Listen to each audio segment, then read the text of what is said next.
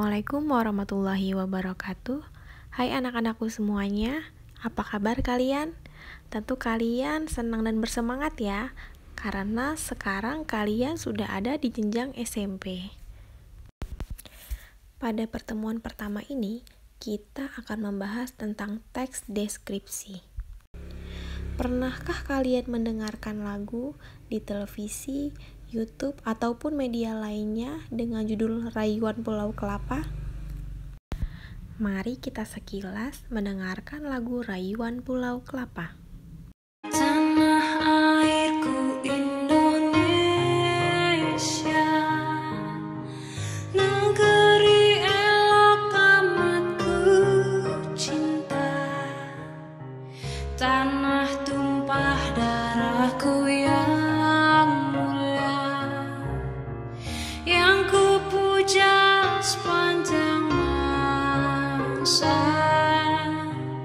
Tanah airku aman dan makmur, Pulau Kelapa yang amat subur, pulau melati pujaan bangsa sejak dulu kala.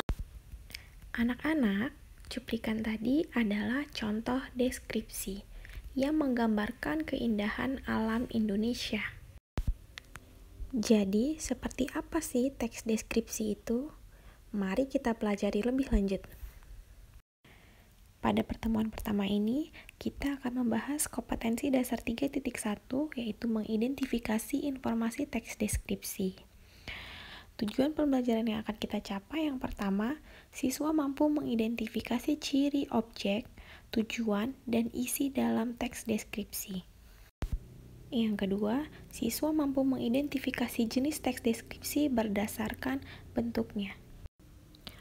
Pengertian teks deskripsi adalah teks yang memaparkan atau menggambarkan situasi dan kondisi senyata mungkin, sehingga pembaca dapat merasakan situasi dan kondisi yang dialami penulis. Tujuan dari teks deskripsi yaitu yang pertama, menggambarkan agar pembaca dapat merasakan langsung apa yang sedang dijelaskan. Yang kedua, mempromosikan atau mengenalkan bisa suatu objek, tempat, ataupun makhluk hidup. Ciri umum teks deskripsi dibagi menjadi 3. Yang pertama, penggambaran. Yang kedua, berkenaan dengan indera. Yang ketiga, menggunakan ciri fisik atau ciri sifat.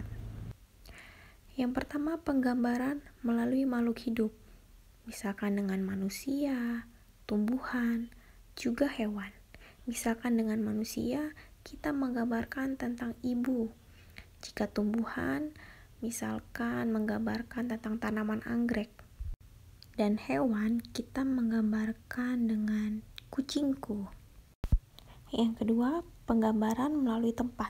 Contohnya di kelas, di sekolah. Contoh di kelas melalui suasananya. Suasana di dalam kelas itu seperti apa, dan keadaan di kelas itu seperti apa. Yang ketiga, penggambaran objek. Misalkan objek wisata pegunungan. Digambarkan dengan suasana pegunungan itu yang sejuk, pemandangan yang indah, dan lain-lain. Yang kedua, berkenaan dengan indera, melalui penglihatan atau visual dengan mata, peraba atau taktil menggunakan kulit, pendengaran atau auditif menggunakan telinga, pengecap menggunakan lidah, dan penciuman melalui hidung. Yang ketiga, menggunakan ciri fisik dan ciri sifat. Ciri fisik contohnya kurus, tinggi, langsing, dan ciri sifat yaitu baik, ramah, sopan, dan lain-lain. Selanjutnya, ciri tujuan, objek, dan isi pada teks deskripsi. Agar kalian paham pada materi ini, kalian bisa membuka buku cetak bahasa Indonesia pada halaman 3, 4, dan 5. Kemudian kalian baca teks 1, 2, 3, dan 4. Ciri tujuan pada teks deskripsi menggambarkan objek dengan cara memerinci objek secara subjektif atau melukiskan kondisi objek dari sudut pandang penulis. Teks deskripsi bertujuan menggambarkan atau melukiskan secara rinci dan penggambaran sekonkret mungkin suatu objek atau suasana atau perasaan sehingga pembaca seakan-akan melihat, mendengar, dan mengalami apa yang dideskripsikan. Yang ketiga, ciri objek.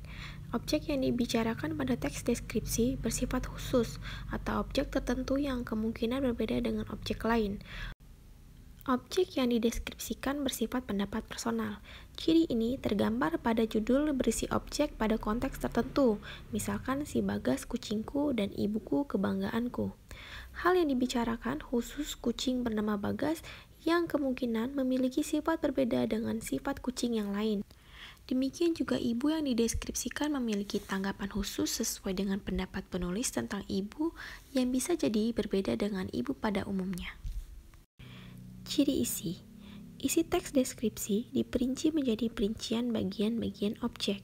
Kemudian, isi teks deskripsi menggambarkan secara konkret. Menggambarkan wisata yang indah, akan dikonkretkan indahnya seperti apa. Kemudian menggambarkan ibu yang baik, akan dikonkretkan baiknya yang seperti apa. Dengan demikian, teks deskripsi banyak menggunakan kata khusus. Contohnya, warna dikhususkan menjadi kata hijau, biru toska, orange. Terakhir, isi teks deskripsi bersifat personal dengan kandungan emosi sehingga menggunakan kata-kata dengan emosi yang kuat.